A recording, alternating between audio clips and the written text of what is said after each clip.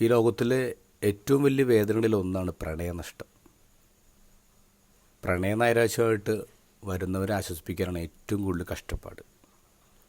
ഒരു മീനെടുത്ത് കരയിലിട്ട അവസ്ഥയാണ്, ലിറ്ററലി ശ്വാസം കിട്ടാത്ത അവസ്ഥയാണ്.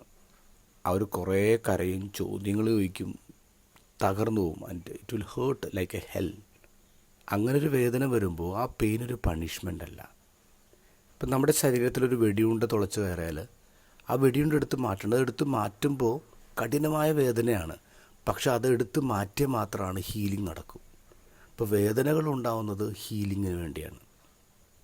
ഇപ്പം നമുക്ക് എന്തുമാത്രം വേദനിച്ചു എന്നുള്ളതല്ല, അതിനുശേഷം നമ്മൾ എന്തുമാത്രം ഓപ്പണായി. നമ്മൾ പ്രണയിക്കുന്ന ആൾ നമ്മൾ ഇട്ടേച്ച് പോകുമ്പോൾ, നമ്മൾ ഹേർട്ട് ചെയ്യുമ്പോൾ പ്രകൃതി നമ്മളിൽ നിന്ന് അയാളെ തട്ടിപ്പറിച്ചെടുക്കുകയല്ല, പകരം പ്രകൃതി നമുക്ക് കുറേയും കൂടി സ്പേസ് തരാണ്.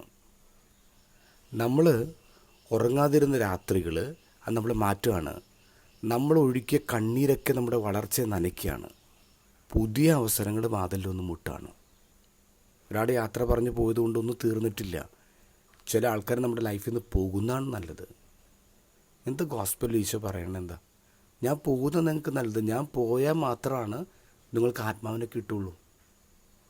ഈ ലോകത്ത് നമ്മളെല്ലാവരും ഇത്രമേൽ പ്രണയിക്കുന്ന വേറെ ആരുമില്ല, ഈശോയാണ്. ആ ഈശോയാണ് പറയുന്നത് ഞാൻ പോകുന്നതെന്നല്ലേ. കാരണം നിങ്ങൾക്ക് സഹായകൻ്റെ ആവശ്യമുണ്ട്. ജീവിതത്തിൽ ഇങ്ങനെ ചില നഷ്ടങ്ങളുണ്ടാകുമ്പോഴേ അത് എൻ്റെ പ്രാണം പോലെ പ്രിയപ്പെട്ടതായിരിക്കാം, പക്ഷെ അതോടെ ജീവിതം തീരുന്നില്ല.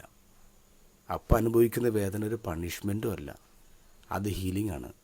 കുറേയും കൂടി സ്പേസ് ഇങ്ങനെ ലോകം നമുക്ക് സമ്മാനിക്കുകയാണ്.